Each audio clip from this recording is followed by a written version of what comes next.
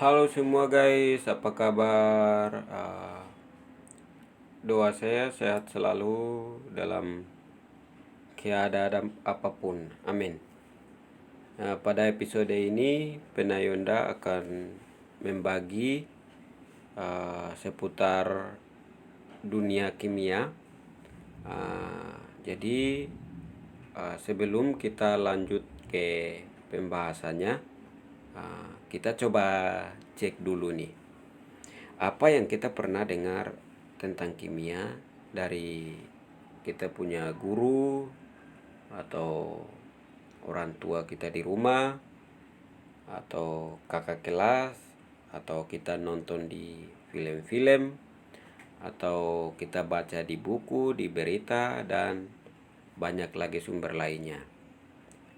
Jadi biasanya itu orang takut belajar kimia karena katanya kimia itu sulit karena ada banyak unsur-unsur yang harus dihafal, ada rumus-rumusnya, ada kosakata yang dalam-dalam, atau kalau kita masuk di lab kimia itu reaksikan zat-zat yang berbahaya itu bisa mematikan orang, atau pokoknya kimia itu kedengarannya seperti sesuatu yang bikin orang takut begitu. Dan memang terbukti. Jadi banyak orang atau banyak siswa yang takut dengan belajar kimia karena informasi yang beredar di lingkungan masyarakat atau lingkungan kita seperti itu. Dan ini adalah masalah yang serius. Jadi untuk salah satu solusi untuk memecahkan masalah ini, maka hal yang kita harus lakukan adalah kita harus tahu kimia itu sebenarnya apakah begitu atau seperti apa. Nah, di sini kita akan masuk ke Penayonda sudah siapkan PPT. Ini perkenalan singkat saya. Saya Visioman, asal dari Kabupaten Lanijaya. Jurusan saya Pendidikan Kimia. Saya punya kampus di STKIP Surya. Saya gunakan Instagram Jonda Officer. Hobi saya suka menulis. Kalau kamu mau baca saya punya tulisan-tulisan, bisa cek di Penayonda, itu nama blog saya.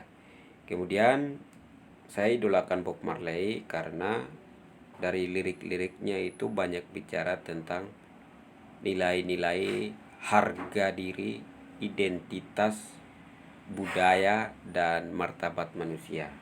Dia mengangkat orang-orang yang direndahkan, dianggap tidak bisa, tidak mampu, tidak layak dari berbagai kebijakan dan dari banyak hal. Itulah alasan kenapa saya idolakan Bob Marley, karena saya sangat love dengan kedamaian atau peace the world. Selanjutnya kita masuk di materinya. Berdasarkan kurikulum yang berlaku saat ini, maka di tingkat SMA kelas 1 itu bab satunya belajar tentang hakikat dan peran kimia dalam kehidupan. Jadi kita belajar di bab 1 ini tujuannya supaya kita bisa tahu metode ilmiah dan melakukannya. Kemudian hakikat ilmu kimia, keselamatan dan keamanan saat kita bekerja di laboratorium kimia, dan juga peran kimia dalam kehidupan sehari-hari. Dari hakikat dan peran kimia dalam kehidupan ini saya membagi dia dalam 4 bagian besar, yaitu A, B, C, dan D.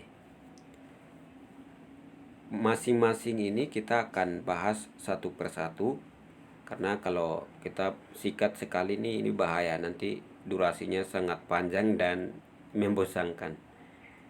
Oke, jadi episode kali ini kita akan bahas di metode ilmiah.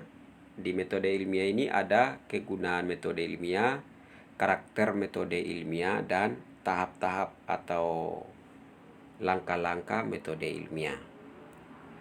Nah, jadi ada satu tokoh namanya Anton Lavoisier. Dia ini orang yang pertama kali menggunakan metode ilmiah bekerja di bidang kimia. Makanya orang sering sebut dia sebagai bapak ilmuwan kimia modern.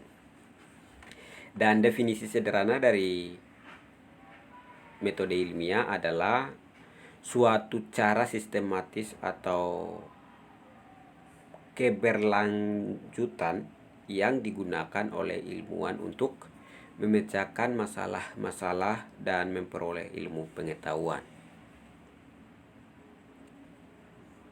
Kemudian di kegunaan metode ilmiah, yang pertama A adalah mengembangkan ilmu pengetahuan. Contoh nyatanya itu semua orang di dunia ini mau menghasilkan sesuatu yang bernilai tinggi. Salah satu materi yang berharga dan bernilai adalah atau mahal adalah emas. Makanya orang-orang kimia bikin zat A digabungkan dengan zat B supaya hasilnya bisa menghasilkan seperti emas. Begitu, tapi ternyata hasilnya menghasilkan zat yang baru, yang berbeda dari zat yang sebelumnya, atau bukan zat yang diharapkan. Makanya ilmu pengetahuan itu terus berkembang. Kemudian bagian B, memecahkan masalah dalam kehidupan sehari-hari. Misalkan kita mau beli bakso, tapi ada tukang bakso itu sering celupkan zat-zat kimia di bakso supaya bakso itu bertahan lama. Nah, jadi kalau kita sering konsumsi bakso yang sudah mengandung unsur kimia itu, maka akan berbahaya bagi kesehatan kita. Sehingga kita belajar ilmu kimia supaya bisa mencegah hal itu terjadi. Bagian C, menguji ulang hasil penelitian orang lain sehingga dapatkan hasil yang lebih baik lagi. Misalkan ada dua orang yang membuat penelitian, si A punya penelitian menyatakan seperti ini, tapi si B belum percaya. Nah, makanya si B akan mencoba mengulang apa yang sudah dilakukan oleh si A. Ternyata apa yang dilakukan oleh si A benar. Nah, makanya si B akan menerima bahwa penelitian si A adalah sesuatu yang ilmiah. Kemudian di bagian kedua ada karakter metode ilmiah. Jadi biasanya misalkan kalau kita punya adik, kakak, ayah, ibu, om, tante, coba ingat salah satu karakter dari mereka. Misalkan om suka bercanda tapi jujur, atau adik saya suka melawan tapi bertanggung jawab misalkan. Nah, ternyata metode ilmiah juga punya karakter. salah satu karakternya adalah jujur. Jadi orang yang melakukan penelitian atau pengembangan dengan metode ilmiah maka harus jujur. Dan setelah jujur ada analisis. Apa yang dilakukan atau diteliti atau dikembangkan itu harus punya analisis yang kuat, yang mengandung kritis. Nah, kritis yang kita mau bawa harus logis dan objektif pada konsep yang sedang dilakukan, diteliti, dikembangkan. Dan hal itu harus empiris, maksudnya sederhana atau jadikan dia segampang mungkin itu. Kemudian harus terbuka. Jadi apa yang kita lakukan itu orang lain juga bisa akses atau publik bisa tahu. Tuh. Kemudian mampu membedakan antara fakta dan opini. Misalkan kondisinya Anda sekarang di kelas, di bangku, entah Anda SMA, kuliah, SMP, atau orang kerja. Anda sekarang sedang duduk di atas kursi, tapi Anda bilang orang lain, misalkan melalui chat atau telepon, Anda bilang saya duduk di pinggir jalan. Wah, itu tidak sesuai fakta itu. Fakta Anda ada di atas kursi di kelas, opini yang kamu kembangkan adalah di jalanan. Jadi harus bisa membedakan itu. Kemudian percaya bahwa kebenaran itu bersifat relatif. Artinya kebenaran itu tidak bisa ditipu oleh siapapun dengan cara apapun. Karena dia itu kebenaran, jadi akan selalu benar. Maksudnya seperti itu. Kemudian di bagian ketiga ada tahap-tahap langkah-langkah metode ilmiah. Yang pertama, menentukan masalah. Yang kedua, melakukan pengamatan. Rumuskan hipotesis atau dugaan sementara. Kemudian melakukan eksperimen, menarik kesimpulan dan membuat laporan. Oke, sekarang coba perhatikan baik-baik karena kita akan bikin masalah, tapi urutannya bisa kita bawa dia dalam tahapan metode ilmiah ini.